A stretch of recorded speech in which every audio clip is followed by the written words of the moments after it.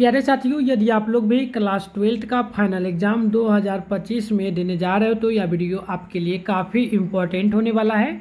क्योंकि प्यारे बच्चों, अभी के इस वीडियो में ना हम लोग हिस्ट्री यानी कि इतिहास का काफ़ी इम्पोर्टेंट प्रश्न को देखने वाले हैं, जो कि सीधे 2025 का जो आप लोग फाइनल एग्जाम दोगे उसमें डायरेक्ट ये सारा का सारा प्रश्न जो है ना पूछा जाएगा।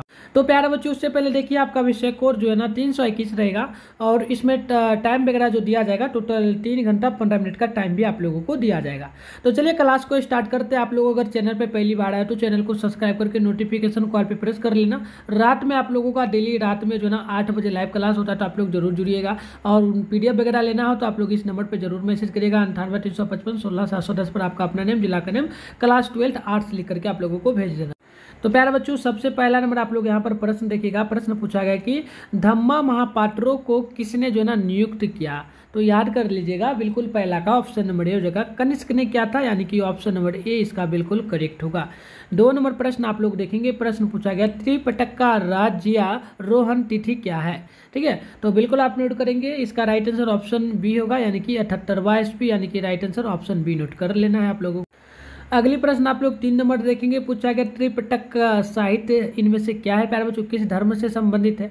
तो आप लोग नोट करेंगे ये हो जाता है बौद्ध धर्म से संबंधित, यानी कि राइट आंसर आप लोगों को बी नोट कर लेना है। आगे बढ़ेंगे तो क्वेश्चन नंबर आपके सामने देखिएगा। 4 नंबर बोला गया महावीर ने पार्श्वनाथ के सिद्धांतों का नया सिद्धांत में क्या जोड़ा था। ठीक है, तो आप नोट करेंगे 4 का ऑप्शन नंबर डी होगा, यानी कि ब्रह्माचार होगा। तो राइट आंसर क्या नोट कर लेना है, डी आप लोगों को नोट कर लेना है। 5 नंबर प्रश्न आप लोग देखेंगे। महाभारत का युद्ध जो है ना कि कितने दिनों तक चला था। महाभारत का जो युद्ध था प्यारे बच्चों, ये कितने दिन तक चला था। तो आप लोग नोट करेंगे बिल्कुल, ये लगभग प्यारे बच्चों जो है ना 18 दिन तक चला था, यानी कि राइट आंसर नोट करिएगा। तो डी बिल्कुल क्या हो जाएगा, 5 नंबर का करेक्ट हो जाएगा। ठीक है ना, चलिए आगे बढ़ते हैं। क्वेश्चन नंबर आपके सामने यहाँ पर देखिए 6 नंबर है। पुर्तगालियों ने गोवा पर जो है ना अधिकार कब अपनाया था। ठीक है, गोवा आप लोग घूमने जाते हो ना, गोवा का नाम सुने, वहाँ पर बहुत लोग घूमने के लिए जाता है, ब्रिज है प्यारे बच्चों। ठीक है, समुद्र के किनारे। तो बताइए उस पर जो है ना पुर्तगालियों ने कब कब्जा कर लिया था। ठीक है, तो नोट करिए, ये लगभग 1510 ईस्वी में किया गया था। तो ऑप्शन नंबर बिल्कुल बी करेक्ट हो जाएगा इसका।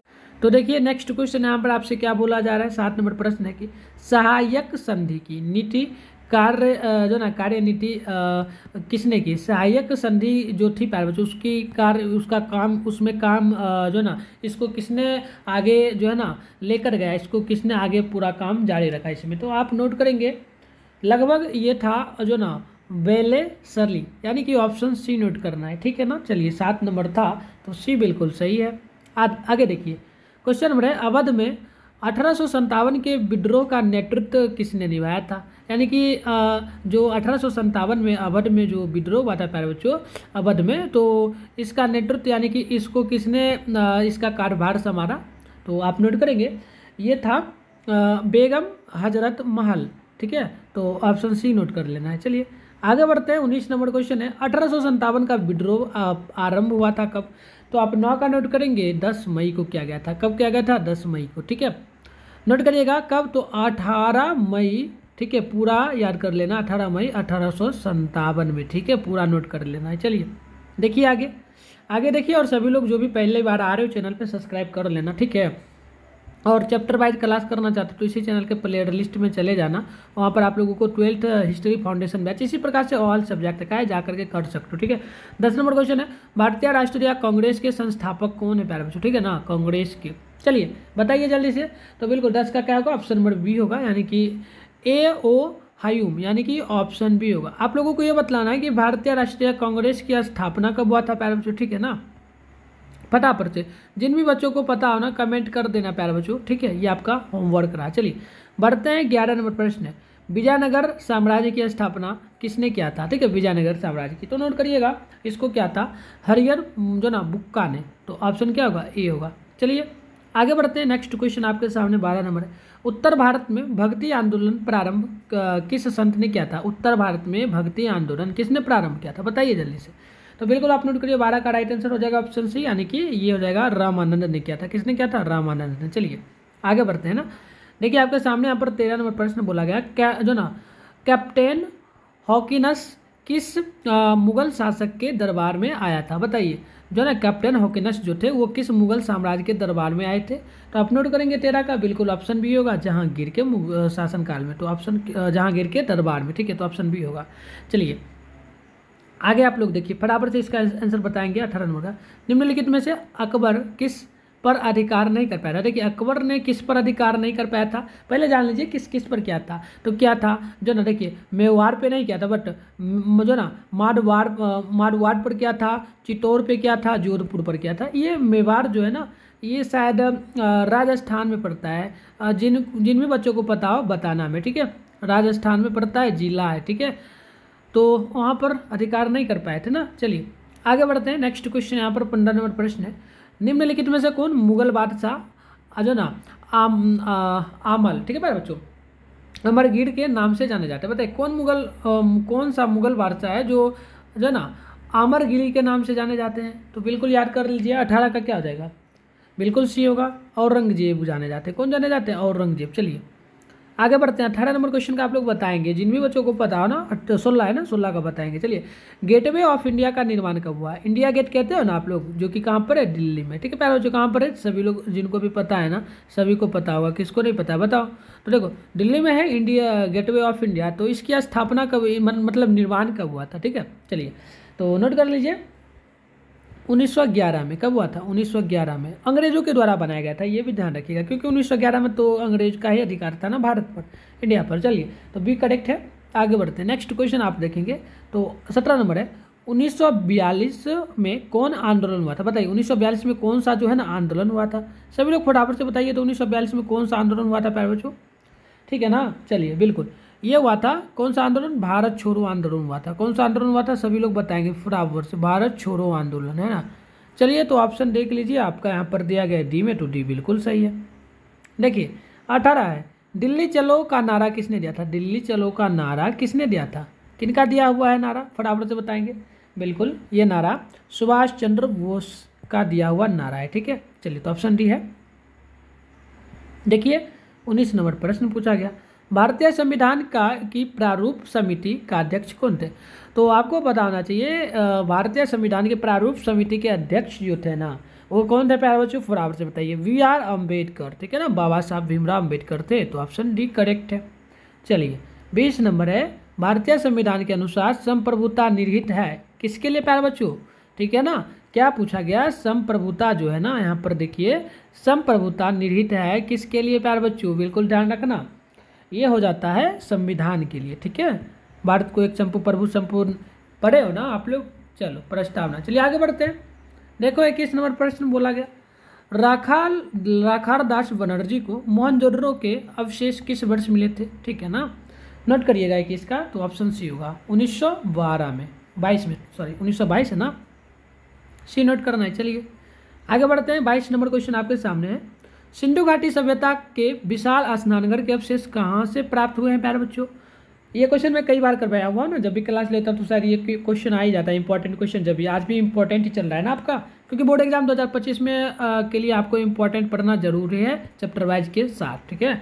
तो इसमें भी हम लोग 1000 क्वेश्चन करने वाले प्यारे बच्चों, ठीक है। इस सेशन में हम लोग 1000 क्वेश्चन करेंगे। आप लोग अगर एक भी क्लास नहीं मिस करोगे तो 100% गारंटी है। हिस्ट्री अगर 100 नंबर का आपका एग्जाम होगा तो 100 में 100 आराम से कर पाओगे, कोई दिक्कत नहीं है, ठीक है। चलिए PDF वगैरह भी मिलेगा, नंबर बता दिया हूँ, आप वहाँ पे ग्रुप ज्वाइन कर लेना, ठीक है। चलो तो 22 नंबर का नोट करोगे ना, राइट आंसर बी होगा, यानी कि मोहनजोदड़ो। चलिए देखिएगा 23 नंबर है, 16 महाजनपदों में सबसे शक्तिशाली महाजनपद कौन सा है प्यारे बच्चों? तो याद कर लीजिए, तो इसका ऑप्शन नहीं होगा मगध। कौन सा हो जाएगा? मगध। मगध देखो, मगध क्या है, बिहार का ही पुराना नाम कौन सा है? मगध है, ठीक है, ये भी ध्यान रखना, बिहार का पुराना नाम कौन सा है? मगध, ठीक है, याद रखना, क्या पता कभी क्वेश्चन आ जाए। चलो 24 नंबर है, अर्थशास्त्र और इंडिका में किस राजवंश के विषय में जो है ना जानकारी मिलती है? देखिए अर्थशास्त्र और इंडिका जो है, इसमें किस राजवंश के बारे में जानकारी मिलती है, ठीक है। तो आप नोट करेंगे 24 का ऑप्शन ये होगा मौर्य वंश का। किसका? मौर्य वंश का। तो राइट आंसर ये होगा। देखिए आपके सामने 25 है, किस शिलालेख में अशोक के कलिंग विजय का उल्लेख है ना? चलिए 25 का नोट करिए, राइट आंसर डी होगा, 13वां। क्या हो जाएगा? 13वां, ऑप्शन डी होगा। देखिएगा 26 नंबर प्रश्न बोला गया, आइन ए अकबरी कितने भागों में विभक्त है? आइन जो ना आइन ए अकबरी कितने भागों में विभक्त है? तो आप नोट करेंगे 26 का, तो ऑप्शन नंबर डी होगा, 5 भागों में। कितने भागों में? 5 भागों में, तो ऑप्शन डी नोट कर लेना है। चलिए देखिए आपके सामने 27 नंबर प्रश्न है, औरंगजेब ने अपने जीवन का अंतिम भाग कहाँ पर बिताया था? ठीक है ना, नोट करिए 27 का, बिल्कुल ये दक्षिण भारत में बिताए थे। चलिए देखिए 28 नंबर है, स्थापत्य कला का सबसे अधिक विकास किसके समय में हुआ था? देखिए स्थापत्य कला का सबसे अधिक विकास किसके समय में हुआ था, ये बतलाना है आप लोगों को।